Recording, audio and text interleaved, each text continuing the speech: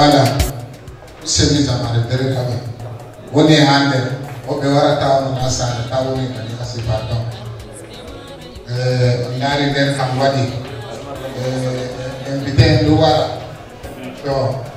Une bonne Louara par une zone à Yassi, s'il vous plaît, comme un cabana, c'est pas dans l'air d'abord. Ça doit vous hopper. Oui, lui, place à la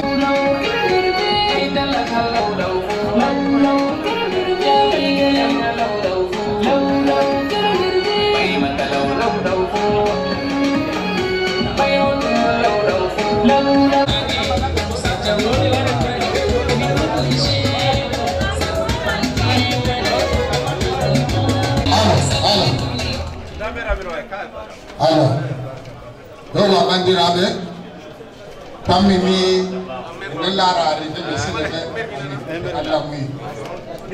célèbre Sapamon, Maya Kabadaye, Somadi Sapama, Dr. Alama Haïrou, Barka, vraiment,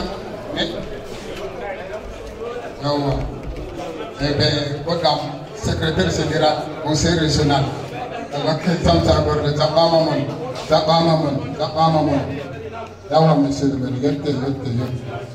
Monsieur le maire, de notre conseiller régional à Lario, Tepa, Mayo Sanaga, China, extrême nord Cameroun, à côté américain, dans Médino. Vraiment, exemple, de hockey américain qui a l'air d'or, comme je suis dépassé. Et à ma commune, en tapa jungo do halamba ke wato valer je dois les respecter je vais qu'on applaudit très très fort pour eux. Voilà, et donc continuons. Mitami Hanelo, comité de développement de Mayokaba en la présent, Kodema. Kodema, donne à Mayokaba bureau national. Si j'espère que c'est 10e assemblée, mais ils ont fait l'erreur sur le biais, ils ont écrit 8e quelque part. Bon, c'est 10e édition. Et pour ça, vraiment, beaucoup à faire avec le comité de développement de Mayokaba et beaucoup reste à faire aussi. C'est pour ça que les jeunes de Mayokaba ont décidé à leur tour de prendre Mayokaba, comprendre Hina, comprendre Mayo Sanaga, comprendre Extrême Nord, comprendre Cameroun en même. C'est pour ça qu'on a décidé à notre tour que vraiment Mayokaba c'est pour nous, Hina c'est pour nous, Mokolo c'est pour nous, Marwa c'est pour nous. Si je parle de Mayokaba, je parle de Hina. Si je parle de Hina, je parle de Mokolo. Si je parle de Mokolo, je parle de Marwa. Si je parle de Marwa, je parle de Cameroun. Quand on parle de comment il Mayokaba Zemako, comment il Mayokaba Zemako. Et quand on parle de développement, c'est l'éducation d'abord, après l'argent.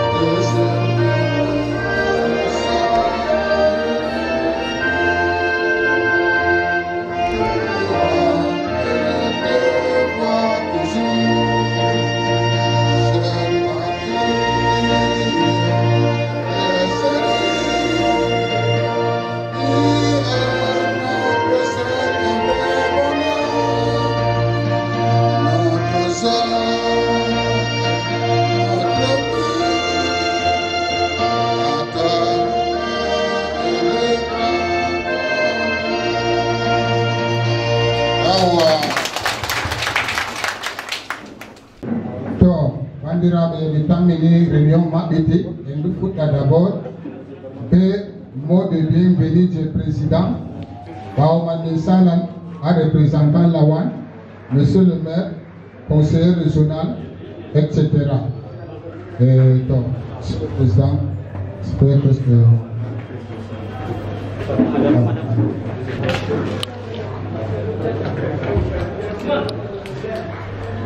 Comité de développement de Maïkaba, sous-comité Yaoundé 2020, monsieur le maire de la commune de Guina, monsieur le représentant de la majesté de Lawan de Maïkaba, monsieur le représentant des présidents des comités de développement de Maïkaba, chers membres et sympathisants, mesdames et messieurs, distingués invités en qualité de rangs et grades respectifs, qu'il me soit ainsi permis tout d'abord de vous souhaiter une salutation bienvenue dans ce somptueux endroit. Ensuite, de me présenter mes salutations les plus cordiales d'avoir honoré notre rendez-vous par votre présence qui témoigne déjà après lui non seulement votre attachement à ce comité, mais aussi votre amour qui ne cesse d'avoir à l'endroit de tous les enfants de Maïkaba, où qu'ils soient, afin de vous souhaiter une agréable journée.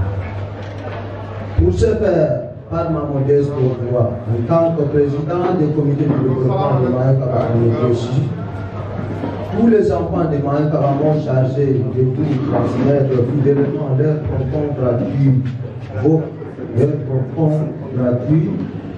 pour votre confiance, votre fidélité, votre amour et votre engagement dont vous avez apporté, accompagné le gouvernement dans son combat, dans sa vision et dans son politique, afin d'arriver au terme de cette bataille qui est le développement de Maïkaba.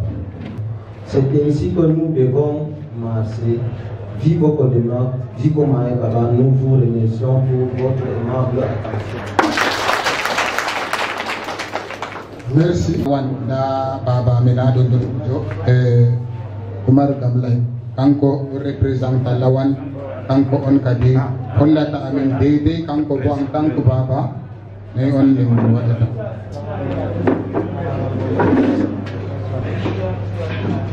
Assalamu alaikum. Non mi yetti mon taw. Mi yetti Allah, mi yetti mon. E bawo yettugo mon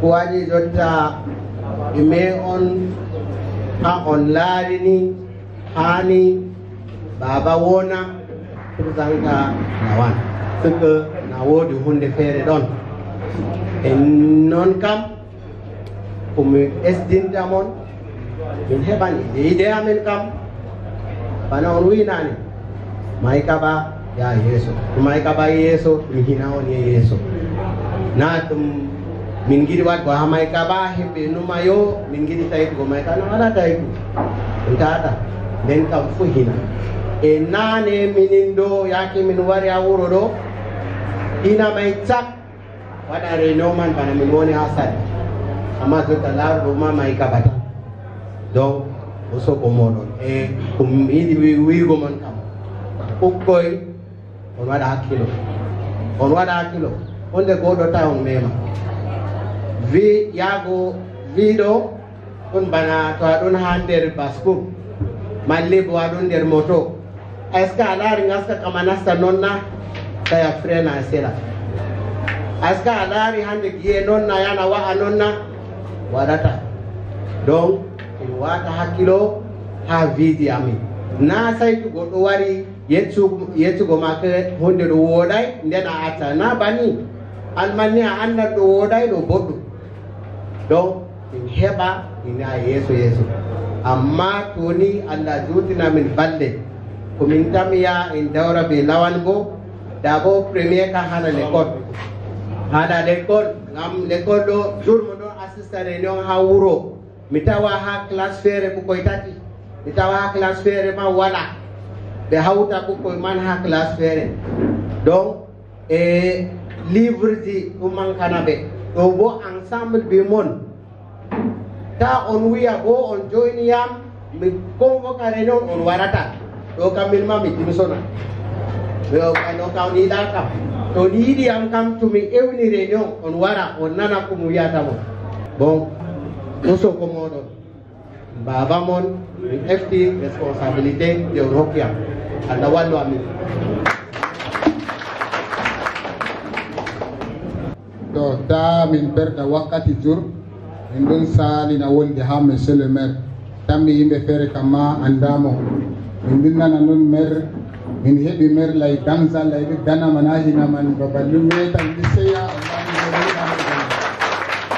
mere la ko ndu ya non lay danza goddo ka hado do manti wanda maire man malu bande jiwata ga foto do ya hay voti wadane to awad din mala mer uda har ka batu wato be wadi de campagne ensemble o to be wi mo hondo mer man wanda to vraiment e haton do min kam faami ase di ko ya min kam yidi boddo nane man fu be bay lawol boddum nanga ma andi de be nani o do boddum warti ko mo ida ha janamo alari na holli min yidi no boddum to itamini hande do de himbe ji andamo ma anda ka je lay ase fakat min dana yibre lay dangsa o windi a campagne mako do ko jotta on tefa Facebook dina lay dangsa do weti man ga inde man minna jotta abdallah gite assalamu alaikum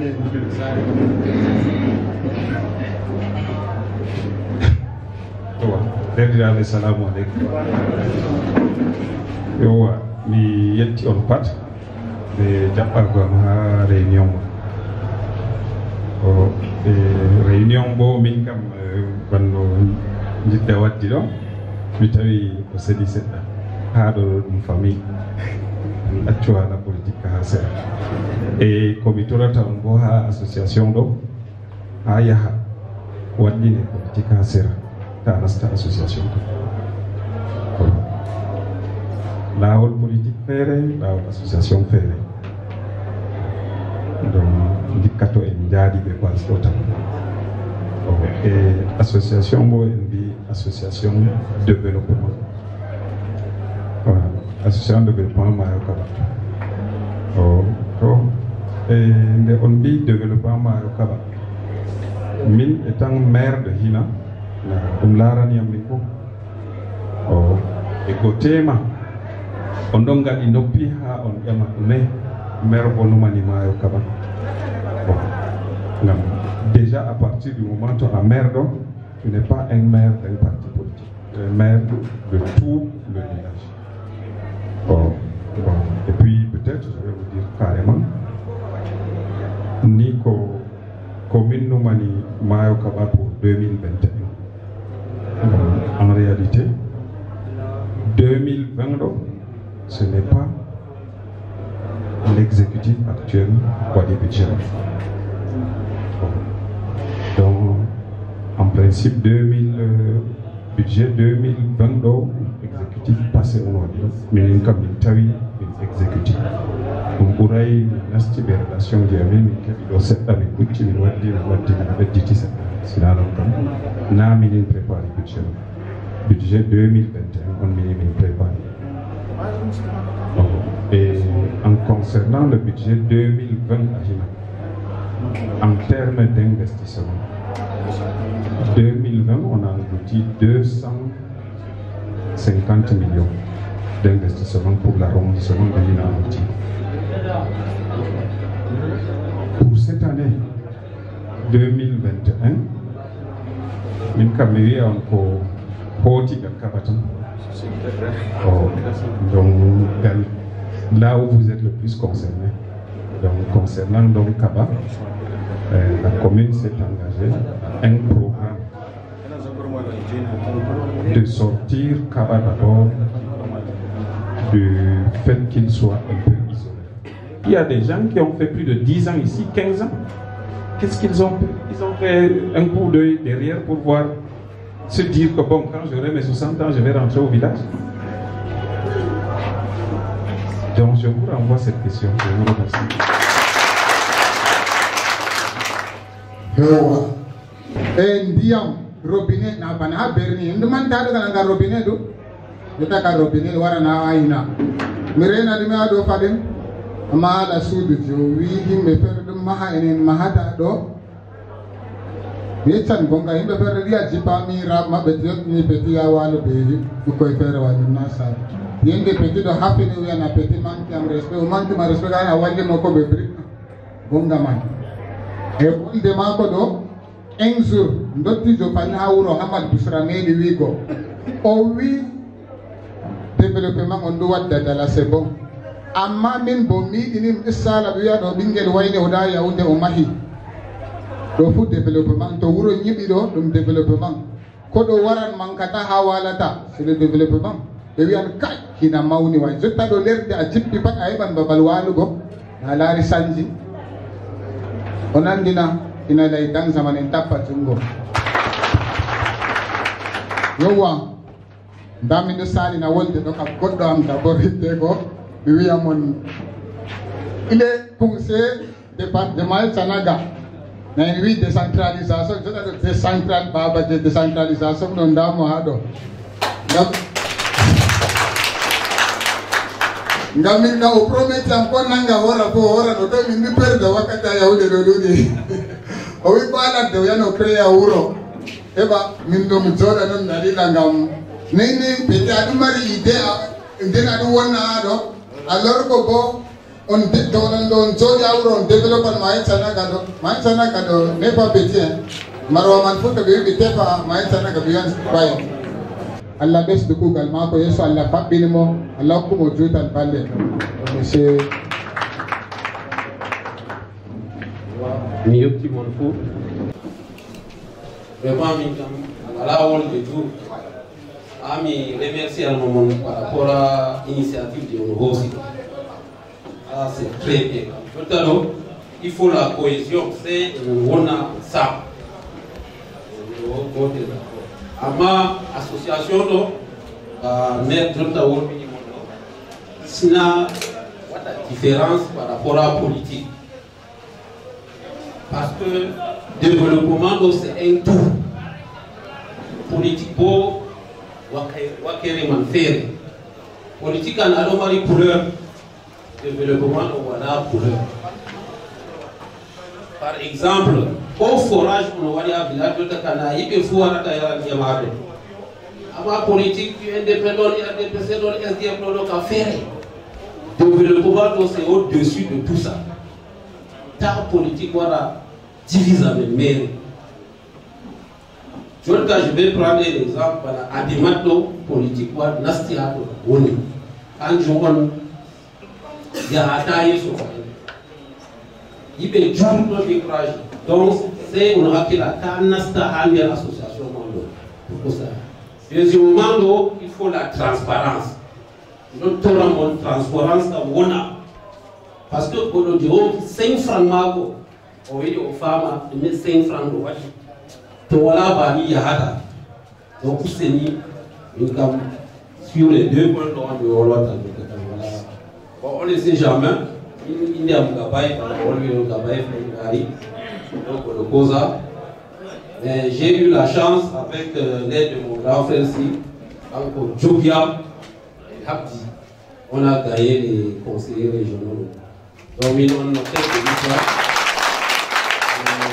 En plus de ça, et what il met confiance, comme il disait, oui, c'est dire qu'un bon ASO, il est premier secrétaire à conseil régional de l'extrême nord. Donc, on a bureau de il est Jenny, il donne à Tchakama. Donc, je suis parmi les 70 du Cameroun. Et l'information, c'est que je suis le plus jeune de tout le bureau du Cameroun, je suis le plus jeune. Donc, on va essayer de travailler ensemble. Merci. To bandiraɓe vraiment en nani a tortini am wusan wuro na en daran to monsieur lieutenant tema avec le manque de complicité peut-être il y a des conseils c'est juste ça qu'on fait en tant que autorité c'est ça. Assalamu alaikum wa rahmatullahi wa barakatuh.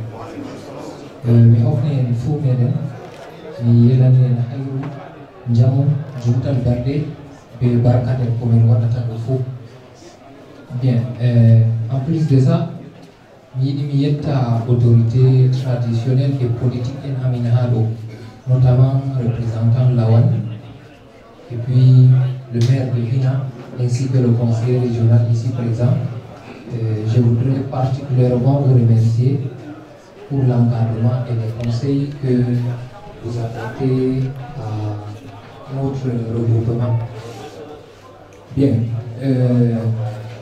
je ne vais pas beaucoup bavarder, mais je vais quand même me permettre de donner quelques conseils.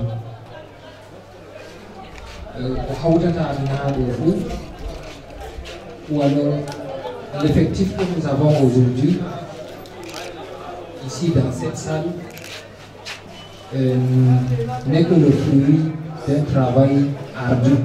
Parce qu'il y a de cela 2 ou 3 ans, quand on se retrouvait dans les salles, on n'était pas plus de 20 ou 25. Aujourd'hui, je vois qu'il y a au moins 60-70 personnes. Ça veut dire que ça évolue.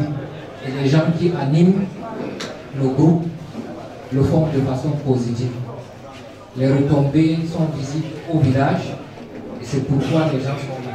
Donc les gens font confiance et le petit regroupement bénéficie de la confiance. Bien, on a parlé de développement, on a parlé de pont, on a parlé de forage, on a parlé d'électricité. Ce sont des indicateurs matériels du développement. Mais moi, je vais mettre un accent sur un seul point. Et le représentant de Lawan ici, Walwi Halaman. Oui, souvent il va au village et il trouve 2, 3 enfants en salle, 4, 5 enfants en salle. Et parfois on est obligé de prendre les enfants d'une salle pour les réunir dans une même salle et les dispenser les cours. Ça veut dire que ils comptent Djangata. Mais le développement aujourd'hui, Nana Margo pont, Nana Margo lampadaire, Nana Margo goudron. Non, c'est pas ça le développement. On ne mange pas ça. Les gens qui animent le développement, c'est des gens qui ont un niveau minimum d'études. Ça veut dire qu'à la base, il faudrait que on a des djangi. Bon, je vais clôturer le président, monsieur Lawan, monsieur le maire, en faisant une annonce. Je n'ai pas eu la possibilité d'appeler que ce soit les aînés ou ceux qui sont un par un, mais je voudrais dire ici que j'ai eu une promotion la semaine dernière à l'occasion des mouvements au ministère de la Défense. Je suis le lieutenant Bassirou Roumana. J'étais chef de cabinet du général de brigade commandant la première région de gendarmerie, le général José Ligo. Mais on m'a nouvellement affecté au groupement de gendarmerie territoriale à Bafoussam. Je suis le nouveau chef du bureau spécial des enquêtes et recherches criminelles là-bas. Donc, Inch'Allah, dès la semaine prochaine, je ne serai plus à Yaoundé. J'aurai pour nouvelle résidence principale Bafoussam. Assalamu alaikum. Ok. Andi mi wosi wonde ya takamon nanga kuji fere réunion di lara ni maïtanaga ayi ne kala ino der maïtanaga na wala mwanda o bidum mari association aro mari sembe matse amara ni maïtanaga tabi invite ampa s'asseoir réunion qui wakere gamu fuendo melon ide vitaya wakere ha ji amaitana gacha ide vitaya meruya ha mewolo wa hato pan pedi me yo filawo réunion de wala bitama yo kulawo ya no million chapo sapo efe ha qui fait bien malo c'est le même toni on dit que vous avez fait au voit baba c'est le même on est au voit comme il m'a dit à ce moment-là le ministre kala la wana pas do wana bani président il a dit que Uroma c'est le temps mais nous à notre tour de souhaiter que Uroma manifina aussi à me voir haja na mimi wana Yesu to voyez il y a autant de demande il est parmi ceux qui ont amené le mot demande soko ɗum ransure o waɗnami ko merci ko ɓawan kadi tammini monsieur le maire a laran ka jakkuɓe may kaɓa ɗo jiba sa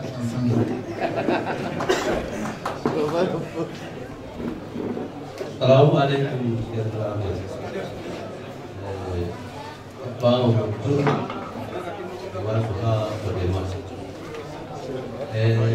min vice-président national de Codema. Donc, le représentant président national a sous-comité Yaoundé, pardon. Monsieur le maire, monsieur le conseil régional, les autres élites, Mao Kabakam, président national, oui, on a dit mon tour, PDD, mon tour de 2000, chaque fin d'année, on doit avoir un Mao Kaba, Wallet go Mao Kaba, développe go Mao Kaba, on vous si mon tour. Omar Hadje, elle est Mao Kaba, président national, Salsiam, Owiam, Kala, Imao Kaba Fou. Tappa bernde wakati do sati min andi amma ala développement je wuro do année passée nyawdo wadi wonnani en hebay en wadi judde man amma hikka do semaine passée do o wari ha hina o wari be wadi réunion de bureau ha ton paw man e ha sous-préfet sous-préfet oui, au pays de confinement sous-préfet de Kahika Wadan. Comme confinement de Wadan, Jul de Wadan, le confinement sous-préfet Bani. Ama, oui, nouveau DATCAM, arrêté DATCAM, c'est au multiple sous-comité qui doit pas, multiple. Après, Bao Mankadi, le Kamiho, au contact, DDD, et Wadata, Jul de Manga de National Manhattan. Malsul et Wolui, et entre-temps, il s'acquitte de Dubuado. Les votes pour faire, au bout du Sénou, Miwali Réunion Mayo Kaba, Miwali Mitami Bakar, Miwali Mitami Grand Conseil, quel dîner de Jamal. Wado ko holli ni do dadi asli holli ni en fait en godel c'est d'abord Inamarpak d'abord quel dîner do on naralman en pat en bandiraɓe haala politique to waɗi saali maire ɗum maire je hina cat naje Mayo Kaba naje hina Marɓak naje hina Winde naje Kaja conseil bo na conseil en manda c'est comme doit mettre dans nos têtes do on ha mi finditinami aranoma kay mon mi yetti Allah mi yetti mon monsieur le maire to waɗa ɓe amin ɗum ɗon galvanisami kayu manon wonde am dum kay temen en respectable dum on berno salam nari in bitte ba gouvernement de ta jina harar ka do banni don no in am pe wo wana bu babenda wo bogara na ngar mere den bo amina Français do kam mi winani monsieur le maire yewta mo huuta an bo do jodaga ne yewti mo huuta non do hoore yam do bismillah wala billah mam yana hina do min fu mo wara mi wiya min bo mo dina hina banta ba mo wari das ko bukko e fere amma bi koy peten do mi andi ka corona waddo l'école wala sembe amma mawri useni huuce jangde ngam jotta do to min laari himbe ha do fere do to e ga to ummi di yewda andi o jangi l'école min bonde min ekkita be ni de way je wanda to delirabe mi tammi de ko hani bana conseil bana ko wiye de baba wolwi hamma wolwi mira wolwi en nani pat so da kadi melutti ni mai ka basna bingel mai ka bata bi melutti je ka ba man ando broker do tudi way president au broker de ça en français. Donc, Jonathan, hala, tu veux enveloppe na urta be maka cita lagam. o jotta do on lutti do jotta do lerman on simi betta ko bedde boy boy kaba may ka mi sewa sen Allah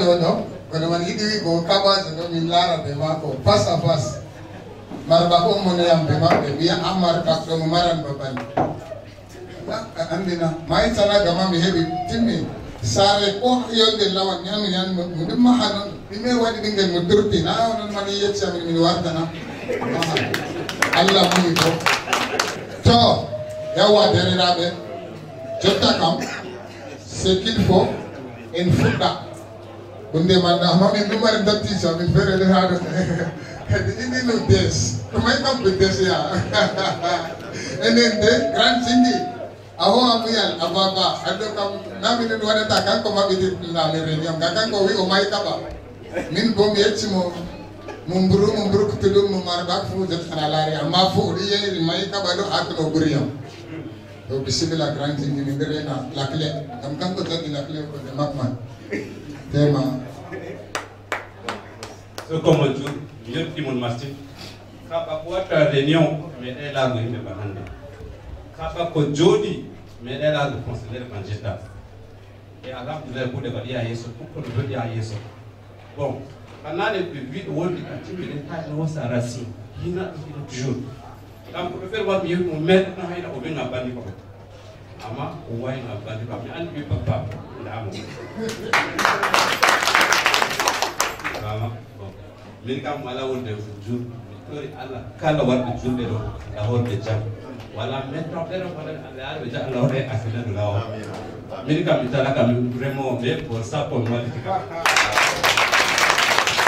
Allah fewre parmi ko fudi bor sa ko si ya go yeseni est-ce que bor no gasa palman do mo kan da ba palman yawa ndalo do siminde ona la clé may kaba ko ande ade bo woni bo himbe na laro ande be debbo no mi nisina nasino da ba hina kana tan yew dala debbo to ko man kan tale jodo ya kan ko ina e sak do rebe didi do mangam yawude to ko ngal fuddi to bawo man kadir amin yotta e finere go do ka wato garage de yotta e finere on fuddi do président sous comité Yaoundé monsieur Ali Diaya jingi oki boro sapu wa udubli jingi be tati kuda ha bere ta boro ta pandati eje oki on ta wana ila kawala na ay kaba dela ka to iti finere ka luti limsena ka ibe jada ki president man to ka mimi yechata so jada ki president de futi na to ka ti kam yewda ka zo ha kante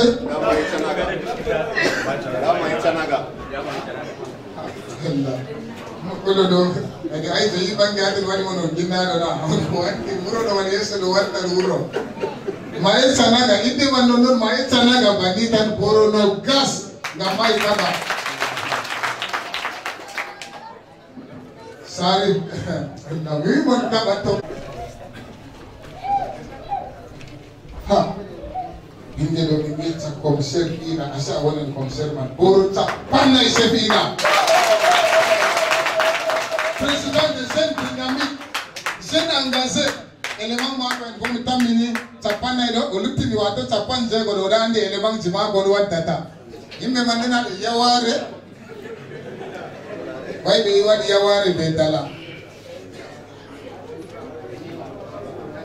ade monsieur le maire du conseil hasna do ga be dala do mais kam on out na pada jogo kam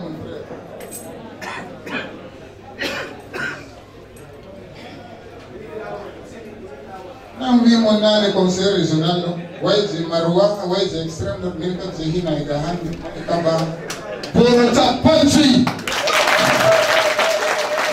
aya jukine bane Allah wada jonga Cameroon na mai chana gatan duwara wakati de lutti chanko troisième man bay do woro de je suis troisième pour mourir tagi an ba tagi wara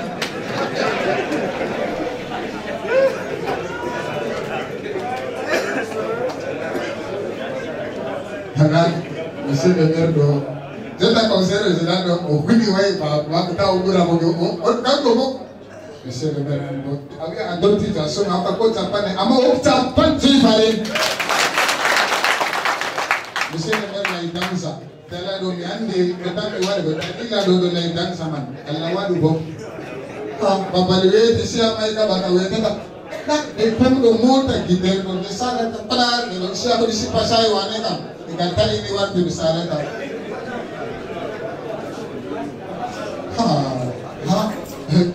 To, imbe jada ki president, abi monta jole gala ki president on di jole anda kadi.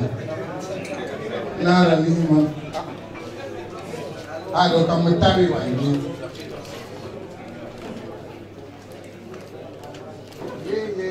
Ye. Go kiam der won. Kami sar kayam.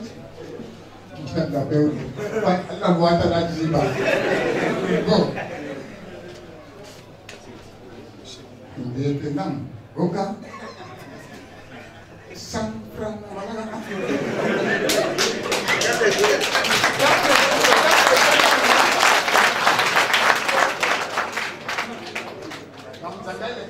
Yo también fue de borote mere oki.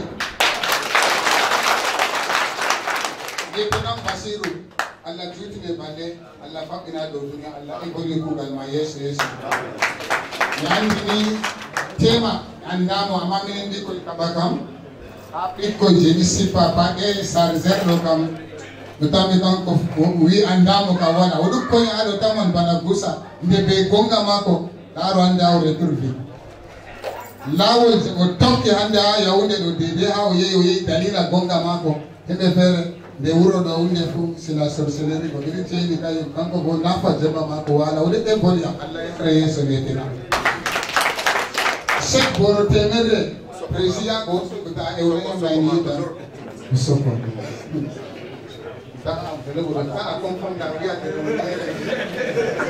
na urta na mai kaba. Hai, na usakin do wala kaba. Na usakin kaba alis din. To. Jama.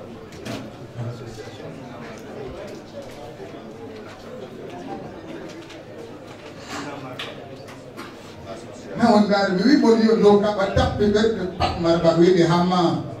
Baba fu wala min aton baba maahina mangini no na maahina pa rin. Na program punya na riski hina marba goti boro chapan dati namai kata to don denon wiya way kaba non di hobe do man kaba o ndi mo kaba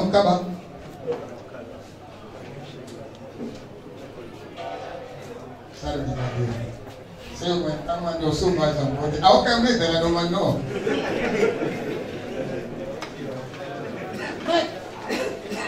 dalam kinan ni pinjam dia memagiti sa sepa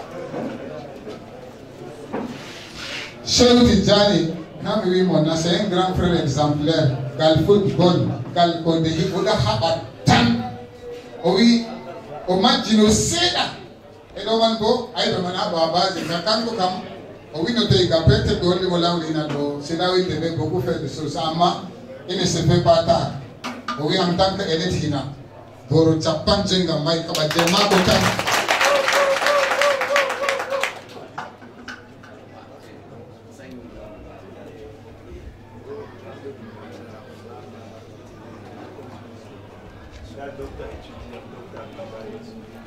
Beban ni pat pai mar pat mando kong ting am ali do kam ha besar dan safi ha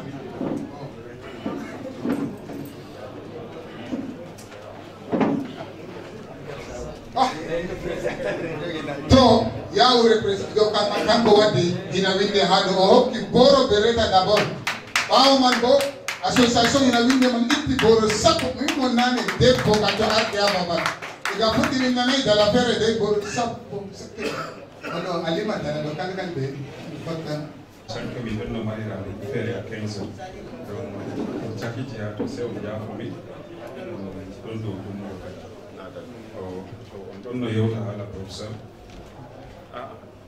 l'informaticien.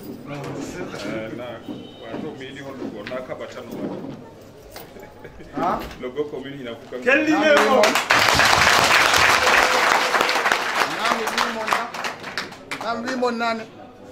Bandu tan balesu ngandi kamse je nasara lare logo do je commune de Kina c'est wodi be lettre mon frère nous sen hina do kadi professeur an ko da ga hor be amna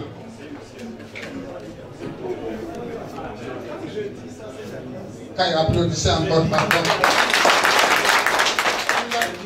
andal bani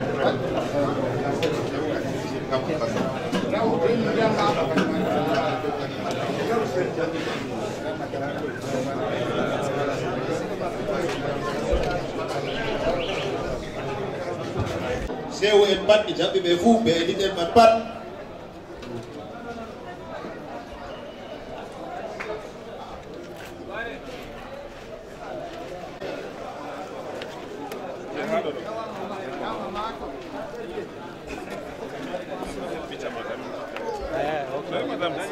nafa kayim on dam inani sugula yawnde kam ha bilas ma bel sugli so ko yawnde be man pat o winda bor jeylo kam may kaba ya yesa hidde ko waro kanko man be hore mako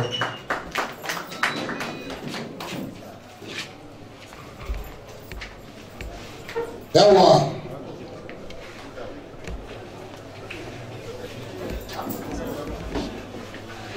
tawadi idi yiri mi secrétaire à CDG mam tulli ya mon frère pour ça Dauda Susan Manda Dauda Bukan quel numéro jude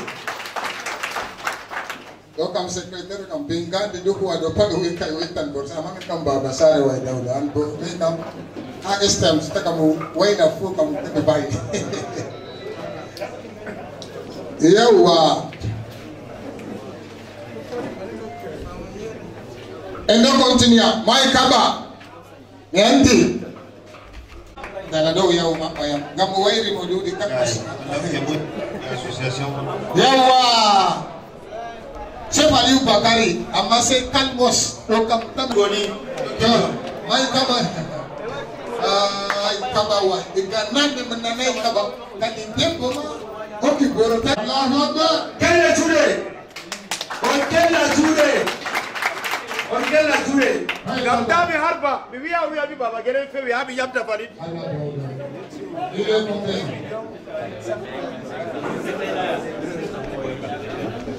Assez, hein? J'ai des ferrets de Alaiha batterie téléphone de Dili. 1 million 81 500 francs. Quel babagere woni harbata. Bani. Allah Davidi, Allah yabo lo bomboni on kala mo sari pat. Monsieur le Président, mais ouais, tu m'as dit que tu l'as santé à moi.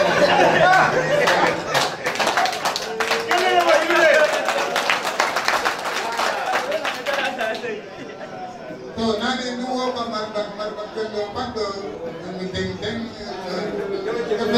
ke tak ada marba kau kan dua.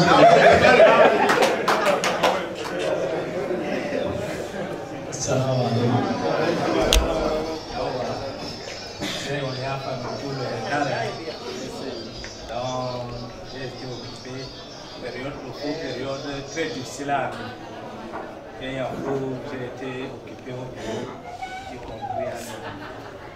Bon, c'est la première fois que Maï Kaba m'invite.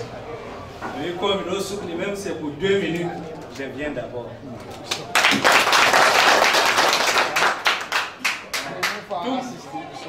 Tout le monde voit la première fois qu'on m'invite. Je précise, c'est la première fois qu'on m'invite. Faire about je n'ai jamais été invité. Non, c'est la première fois, mais même si à quelle heure je dois venir honorer. Merci beaucoup.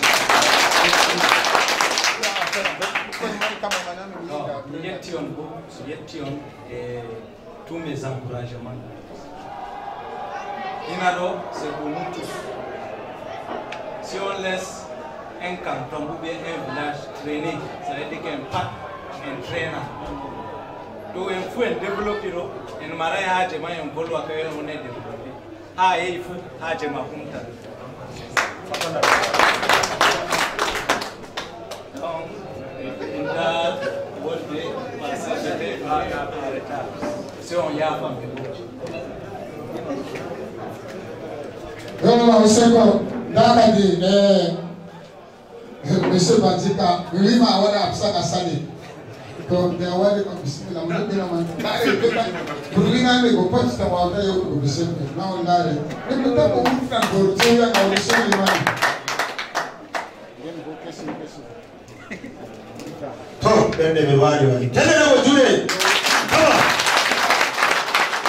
If I get to you, I want to Water Jiba, Monsieur Bandika, Allah Kabine, Allah Best to Google, Allah Wada Hua Begonga, yes, so go to Panta to Hockey. Papa Lazami de Borsapo Sapo would that Gambo work in Temere or 30 Papa Lazam or the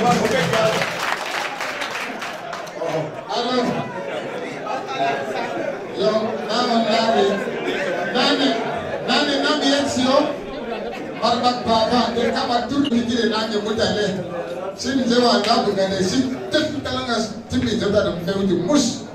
Musoko Grabazika. 1,140,000. Wrong. I'm going to give a better. Oh, Chimaiba, that 20 francs. Chicken, Iti Alati. Oui, 40,000 rom comme Yaro, Cameroun, triangle, Yaro, Obes, the body, Yadoman.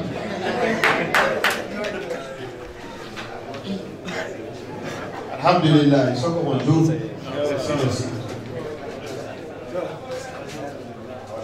Manikamba, the man ready to tell. But to bet someone way. Like our food, alive family. I did not like a man. I'm glad I am. All people already have come from some other place to come. Tom, Brema, Allah hope to not allow Maral Hina, Maral Maitana, Kamaral Maromana, Kaburun Pan. Brema, Kadowara is after the Ababilan Kadia Yeso, 8,153,000. Oh, baby, so and the one way. If you want to go and what you go to arrive on your Barbatone, the Aran Marinato. Oh, there's a DJ. Do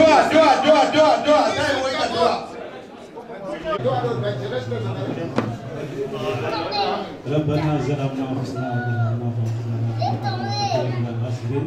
ربنا في الدنيا حسنة وفي الآخرة حسنة وقنا عذاب النار.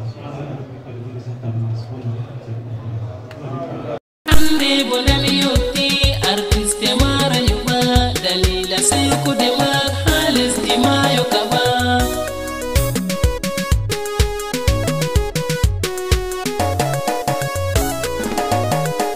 albisir himbe hina albisir mayo kaba ande bomi yotake ami holla on seyo komite ko dema mimma mi wari wuro am ami holla on seyo jama'aje mayo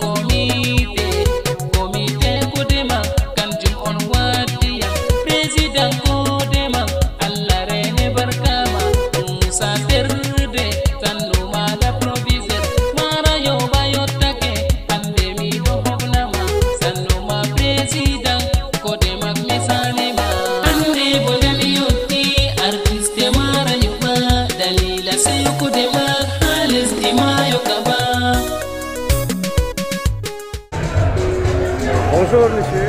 Oui, bonjour monsieur le journaliste. Comment vous vous appelez? Oui, moi c'est monsieur Bichi Welvon Ben Hassan. Je suis né à Mayokaba, grandi à Mayokaba, des parents Mayokaba, résident ici à Yaoundé. Ok. Quelle est votre impression à la fin de cette assemblée qui a réuni pas mal d'élites de la localité de Kaba, résident ici à Yaoundé? En ce qui concerne mes expressions face à cette réunion et festivité, réunissant les fils et filles de Mayokaba résidant à Yaoundé, en tant que secrétaire général de cette association depuis sa création ici à Yaoundé, mes expressions ont été toujours émotionnelles, vives, face à mes frères et sœurs de Mayokaba. Surtout la fête d'aujourd'hui, vraiment ça m'a beaucoup plu, ça m'a beaucoup marqué par la présence de tous les élites de l'arrondissement de Hina, y compris les élites et forces vives de Mayokaba, résidant à Yaoundé et d'ailleurs. Et surtout la présence de maire de la commune rurale de Hina, qui est passé vraiment nous galvaniser, nous mettre vraiment à l'auteur pour dire, pour ne pas vraiment se tromper. Après le maire, on a reçu pas mal des élites de la localité de Hina, nos frères de l'arrondissement de Hina, voire même d'ailleurs, et surtout ceux de côté de Mousgoy, ceux de côté de Dagaï, ceux de côté de Mandama, jusqu'à vers Moufou, Boula, jusqu'à arriver à Mokolo. Ok. Quel conseil donneriez-vous aux fils et filles de Kaba ici à Yaoundé qui ne veulent pas toujours participer aux actions dites de développement? Ce que je peux vraiment dire à mes frères et sœurs de Mayokaba résidant à Yaoundé, si eux ils connaissent déjà que la réunion CODEMAC, Comité de développement de Mayokaba, existe ici à Yaoundé, et qu'à chaque année on fait une réunion de l'Assemblée générale comme ce qui vient de se passer, il faut qu'ils comprennent. Le comité de développement n'est pas une affaire d'une seule personne, c'est une affaire de tous. Si tu viens avec ton 500, tu donnes ton 500 ou 50 francs, considère comme si tu as développé ta localité, qui est ton village Mayokaba. Parce que on ne doit pas rester à attendre ce que le gouvernement doit venir faire pour notre localité. Nous-mêmes, on doit se battre, on doit vraiment retrousser les manches pour pouvoir pallier à certaines situations qui prévaut au village.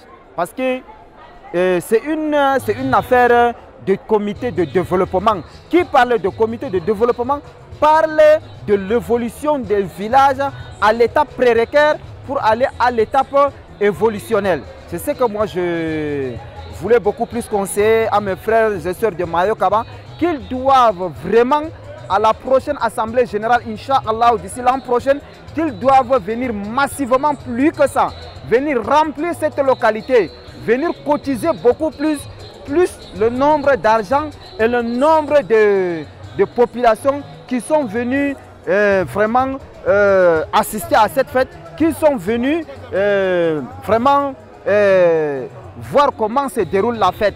Je prends l'exemple, il y a des jeunes dynamiques formés par le commissaire Ousmaïla Soaibou, qui a vraiment galvanisé les enfants, qui ont beaucoup participé, à l'instar de Saliou Hamadou Kavaï, Tidjani Amadama, Ousseini Maliaya, qui ont beaucoup émouvé les élèves, les enfants, leur génération à venir participer et donner d'argent. Ça, c'est l'innovation du côté des jeunes. Je loue ces jeunes, je leur félicite, je leur donne tous mes encouragements.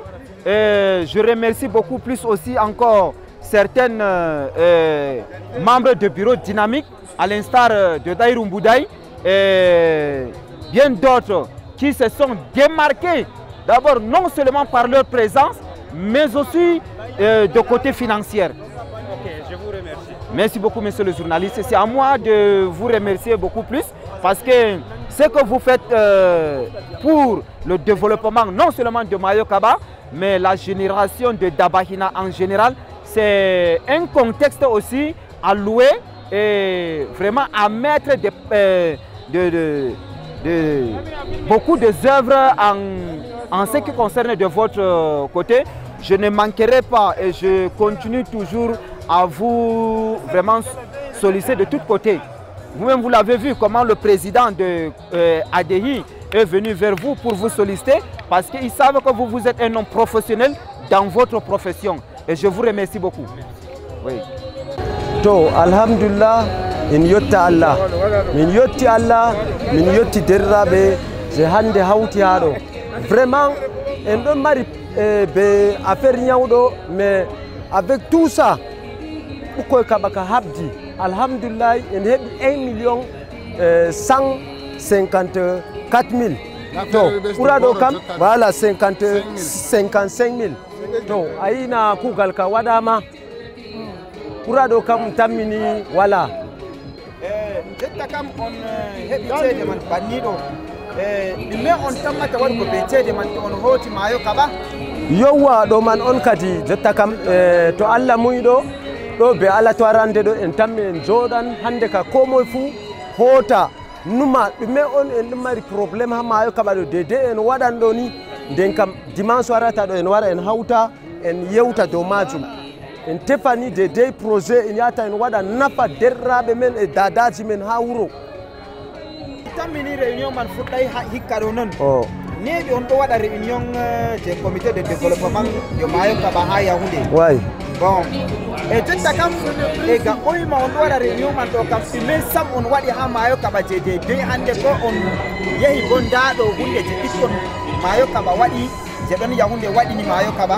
Bon alhamdulillah to en wi wala komi waɗata kam en fewi non seulement en wala hawtugo ceede man ɗuɗɗum bon amma to Allah muyi hikka ɗo kam be mi laari be pression je en waɗi ha ɗo exemple ɗo kam tammi en tammi waɗgo kuje ha wuro ɗo ko moye fuu laara non seulement e komi yiɗi wigo kam ha en hawtata tistis man ɗo alhamdulillah en ɗum mari centre de santé en kañum man on habdata finance ko ɗum seɗɗa seɗɗa ha hande ɗon banni man ɗo e hande nanta ɓukkoye l'école en e hande ɓundu noyno en ɗo fuu ɓiɗa habda ɓe wallita ɓe majum mi tammini ɓuray banni man kam yawwa mi wi kadi jetta ka président ha en maɓɓa ƴamolji meɗen mbimi jetta kam noyi kadi an kam bana to ko suforme wato bana to conseil go ɓikkon Mayo Kaba je andi réunion Mayo Kaba ɗon ha Yaoundé amma ɓe warata malla je warata wara jiiɓa réunion ɗo kam ɓe ɓikkon ceekon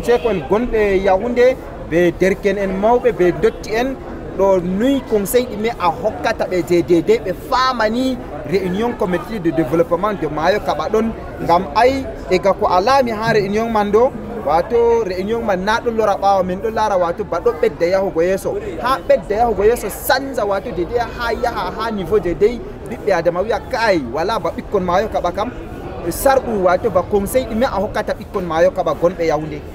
e a yi hande ka duniyar ɗo wala bana narral a faami du wala bana narral on yetti waɗa ko ɗume a wala hawtugo caka himɓe tu n'es rien e komin torata komi ɓesdata wigo derɗiraɓe feere je warata réunion kam ngare acce wongo on feere mon ngam a feere ma kam ça ne peut pas donner to jotta ɗo man bana no ɓe waɗi ɗo ko moye fuu laaran to laari ɗo o maran courage wargo réunion donc komi torata mon kam onon je ɗum warama en ɓesda en doubla effort e je warata bo Allah maɓɓitinɓe hakkilo ni kamɓe bo ɓe wara ɓe hawtana en ngam jotta kam en habda en sensibilisa ɓe wala bana réunion wala bana narral donc ɗo man on mi haaɗi ha ɗo indiyam kam na Halidou Yaya kadi le Halidou Yaya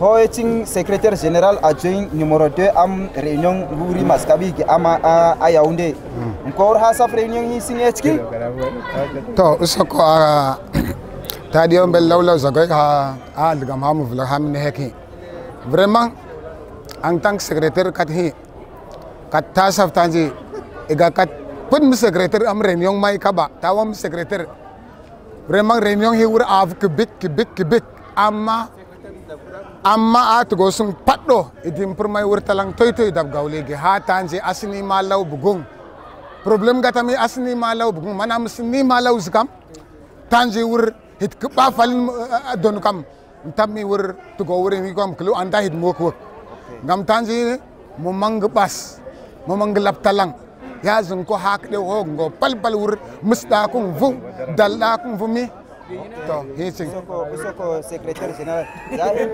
hitu jang dal sinza ya hin amas kam ni badrimi a dal sina to ya mana dali ko mu jang hi da ta venen hi iko mi de ko mi be min sing bu ngam koron ya nga valay talang may sing waykat to at go hi da valay ko jang a venen iko ma wana 1 million a valay bo 1 million falin mana ikon ti tab 2 million i village bo jang ko 2 million ikon ti jang million jobung kam he wur ko huluf aksaf ikon ya tikin sa dal hi kam uluf sing aksaf ti ko kumblema hi akumblem ti to amma igam cheki do wato dal sing ndes dai to amma fu midi daha matakdi bo daha dolom Soko secrétaire général adjoint numéro 2 Sok Mikeng c'est qui peketi ya hinga mana conseiller hakla mi awri maskati yaunde to tanji conseil te gerke blan awri kon maskabe te yaunde kam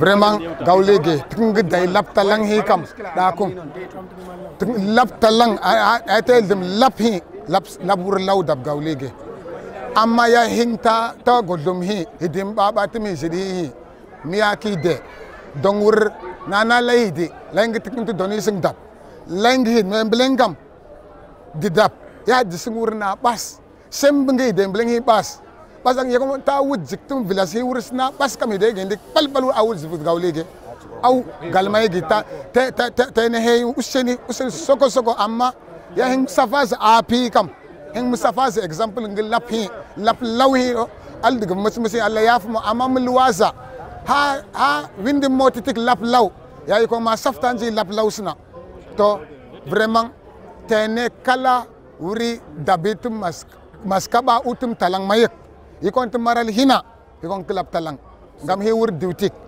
amma ta tarbay lam nitik bikam mudayhi assalamu alaikum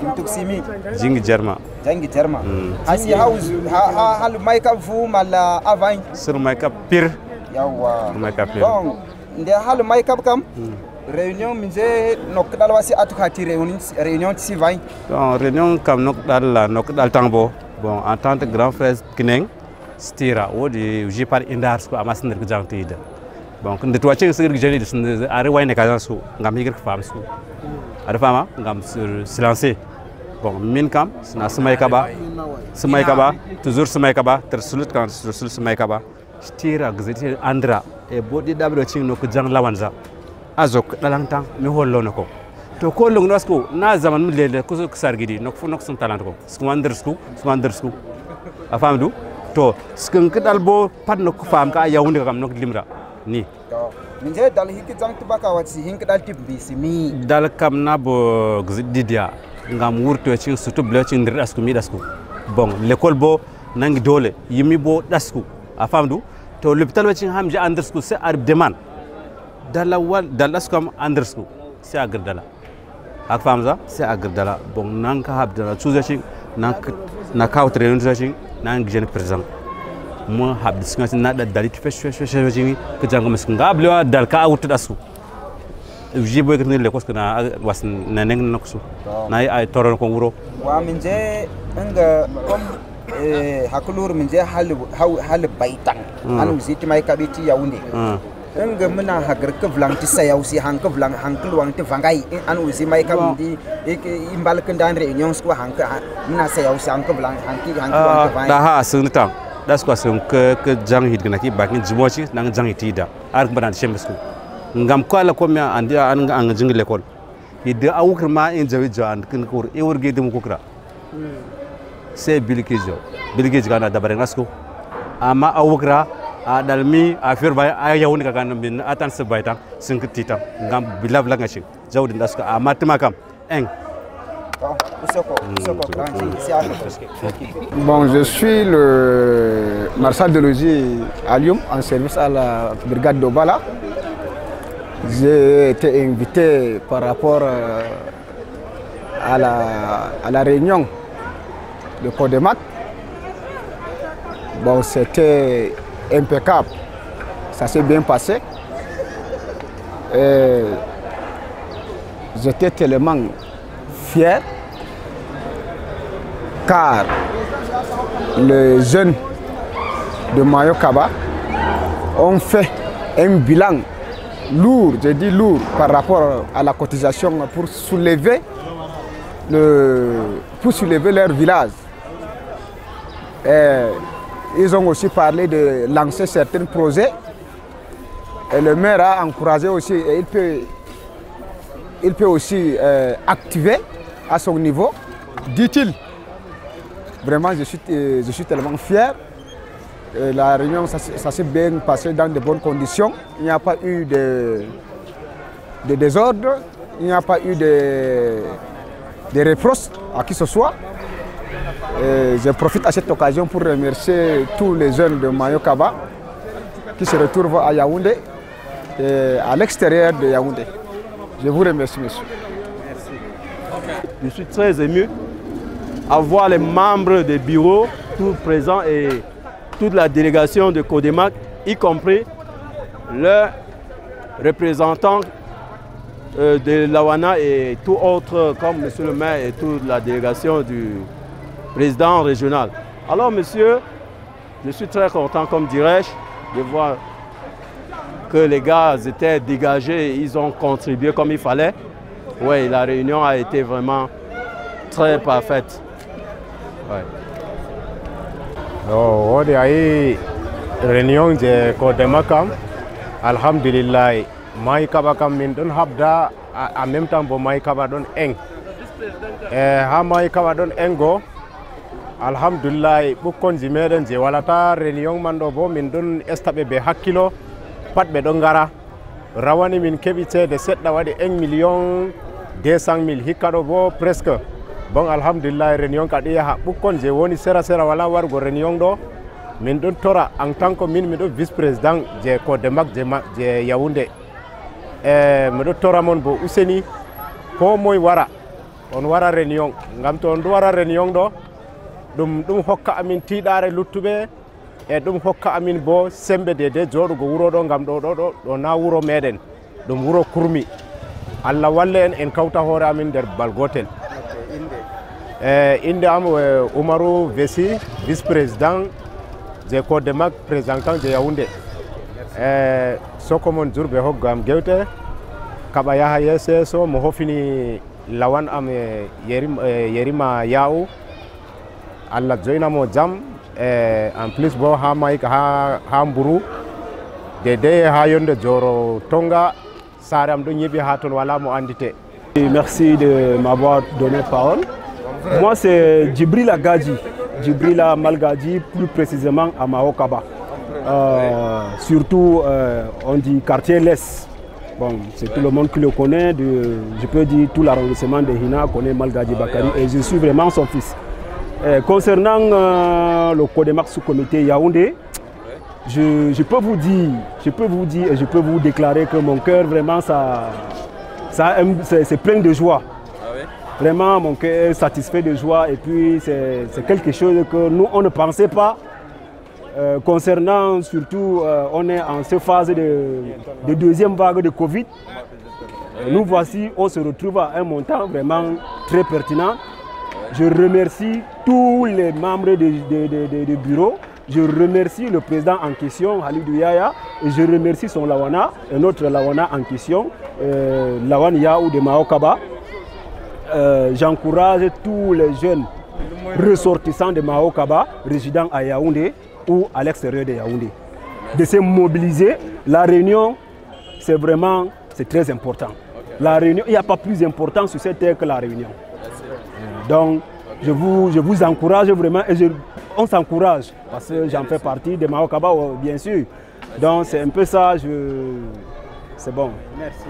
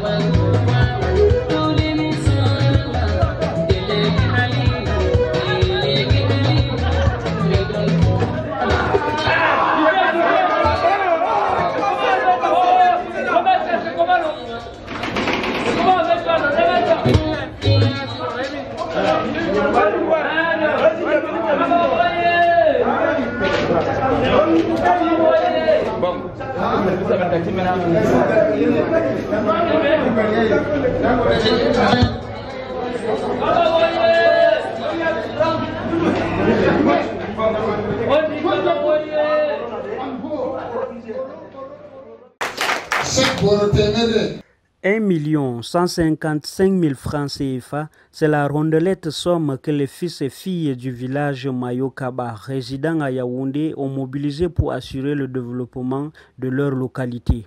C'est à l'occasion de l'Assemblée générale du comité de développement du dit village, en abrégé Codemak. À Benin, il y a 1 million. À Valaibo, 1 million fallen. Mana il compte 2 millions de villages, beaucoup encore 2 millions. Il compte 1 million de Zobunkam.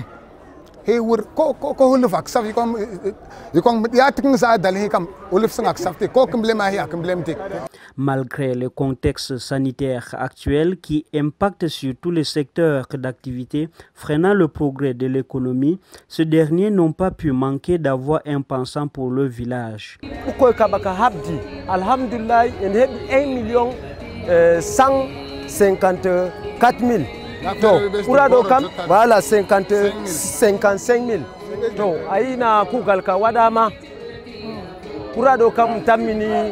Un fonds qui sera mis à la disposition de financement de projets de développement à caractère social, une priorité au regard des difficultés rencontrées dans cette localité.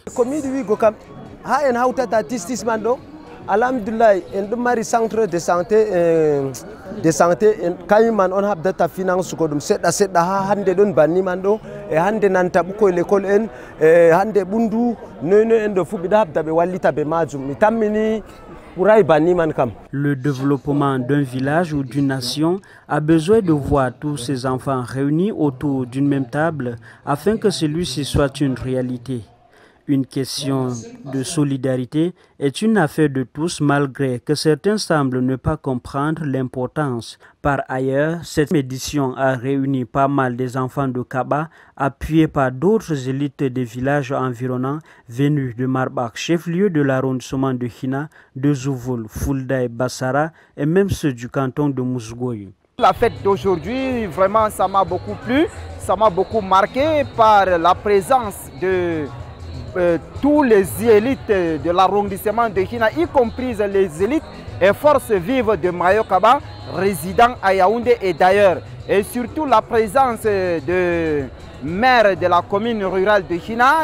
À l'issue de cette assemblée, des conseils ont été prodigués aux indécis qui ne comprennent pas la portée d'un comité de développement. En réunion comme bon, en tant que grand frère Kineng, stira wodi j'ai par indar ko amasnir ko jangtide donc nde to wacce sir gejani de are wayne ka su ngam higir fam su ada fama ngam sur silencé bon min kam na smay kaba toujours smay kaba ter sulut kan sur smay kaba stira gejati andra e bodi dabdo cing no ko jang lawanza azok dalangtang mi hollo nako to ko long nasko na zaman mi lele ko sargidi nok fu nok sun talent ko swandersku afamdu to skeng kedal bo pat no ko fam ka Yaoundé kam no limra ni kawlege tung day laptalang hi kam da ko laptalang atel dem laphi labur lawdab gawlege amma ya hinta ta godum hi hidim baba timi sidi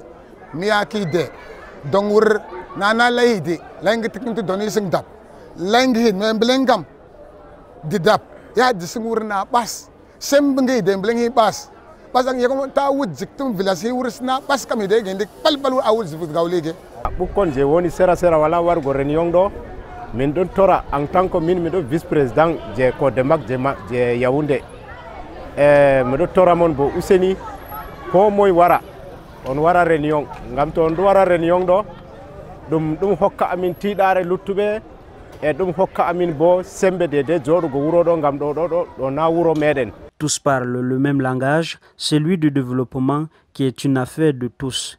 Un bel exemple à suivre par bien d'autres localités qui devront se l'approprier à l'heure où la décentralisation est d'actualité au Cameroun.